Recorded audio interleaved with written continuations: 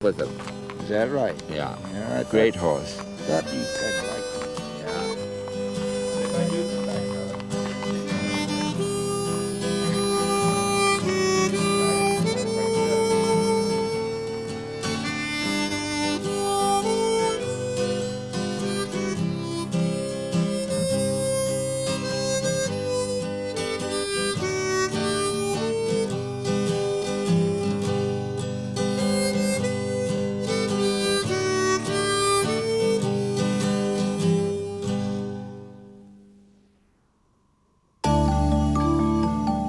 A magical start to the evening for New Year's Day on BBC1.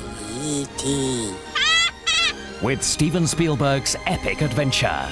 Then a look back over an epic career, Ronnie Barker's life in comedy. It's the greatest thing in the world to make people laugh. Share my toilet roll, gobber. It's only fair. Look at all these socks I've done. No, all right. George Eliot's passionate love story at 9, an adaptation of The Mill on the Floss. How dare you trifle with my family's name and respectability? I'll thrash you, Wakeham, and hold you up to public laughter! Stop it! And with FA Premiership action at 11:05 in Match of the Day, this is your lineup for a magical night on BBC1.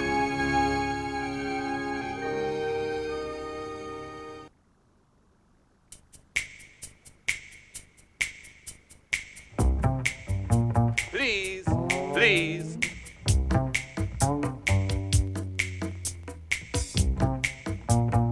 The Labour Party is asleep.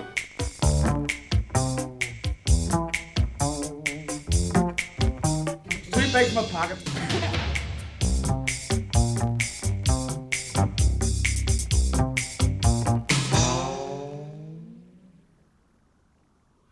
First on BBC1, the main evening news with Peter Sissons. Hopes are raised that a negotiated end to Peru's hostage crisis is moving closer. More hostages have been released and the rebels appear to be softening their demands. A tragedy at a frozen lake as a couple die trying to rescue their dog. And an unbeaten century from Alex Stewart steadies England and restores some pride.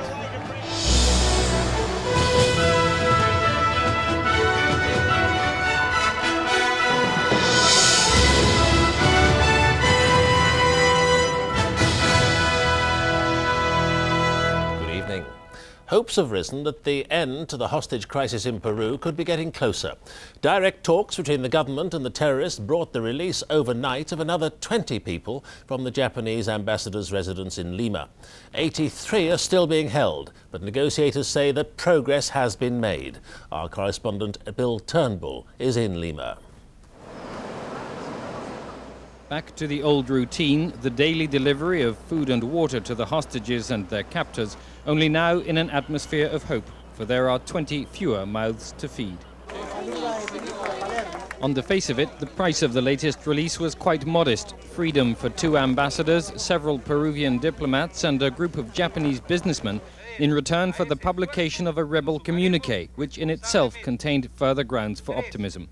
A la opinión pública nacional e internacional. No demand this time for the release of 400 jailed colleagues, just a call for improvements in prison conditions. The breakthrough came after the first talks face-to-face between a representative of the Peruvian government and the rebels inside. The country's education minister said he'd had merely a casual conversation with the MRTA leader, but it brought results, enough for the International Red Cross to hail as a very positive step.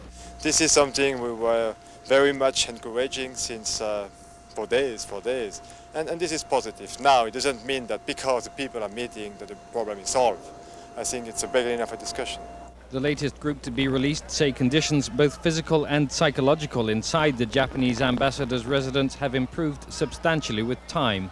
Hostages and captors have been playing cards and telling jokes, but always under the shadow of their circumstances. No tension, but sometimes I think some people fear them. Yeah, you don't know what is in store for you. But personally, I don't think that they try to intimidate us. There are certainly grounds for optimism here, as both sides have moved from what had been solid positions. But there is a long, long way to go yet, and more than 80 hostages are preparing for a 13th night in captivity. Bill Turnbull, BBC News, Lima. Here, a man and a woman have died after falling through ice on a lake near Grays in Essex. It's believed that William and Jill Willis, who are both 58, were trying to rescue their dog. Jackie Rowley reports. Using inflatable walkways across the ice and divers to search the lake bed, the emergency services hunted for the couple in the muddy water. They'd been out for an early morning walk when their pet black Labrador got into difficulties. First, Mr. Willis fell through the ice as he attempted a rescue. His wife followed, and 2 passers-by tried to help. They too had to be taken to hospital later, suffering from hypothermia. Everything that was possible that could be done was done. We had an aerial appliance looking at the surface of the lake from 30 metres high or thereabouts in the hope that it could possibly see something through the bottom of the lake, but it is quite murky. It is covered in ice, and we have had a slight fall of snow which does obscure things. At the lakeside, medical teams tried emergency resuscitation, but Mr. Willis had been in the water for 2 hours and couldn't be revived. Jill Willis had been rescued after 45 minutes. When she was found, she had stopped breathing, but after treatment showed signs of life and was airlifted to the Royal London Hospital. She died shortly afterwards. Their dog escaped from the water by itself and is being cared for at a nearby kennels. At lunchtime, families and their pets were back playing around the lake, testing out the ice. Only 2 days ago, the Royal Society for the Prevention of Accidents issued a warning aimed particularly at dog owners not to walk on frozen lakes or ponds. They point out that over 50% of ice-related drownings involve attempts either to rescue a dog or another person. Jackie Rowley, BBC News, Essex. Serbian police have again stopped tens of thousands of anti-government protesters from marching through the capital, Belgrade. It happened after the latest rally in protest at the annulment of opposition victories in local elections 6 weeks ago. From Belgrade, Ben Brown reports.